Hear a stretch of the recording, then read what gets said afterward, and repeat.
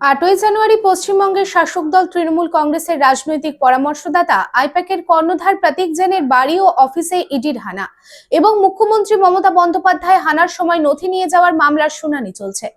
বৃহস্পতিবার সুপ্রিম কোর্টে রাজ্য সরকার এবং তৃণমূল কংগ্রেসের পক্ষ থেকে সওয়াল জবাব করছেন কংগ্রেস নেতা ও অ্যাডভোকেট কপিল সিব্বল এবং অভিষেক মনু সিংভি। উল্টো দিকে ইডির পক্ষ থেকে নিজের কথা রাখছেন অ্যাডভোকেট তুষার মেহতা।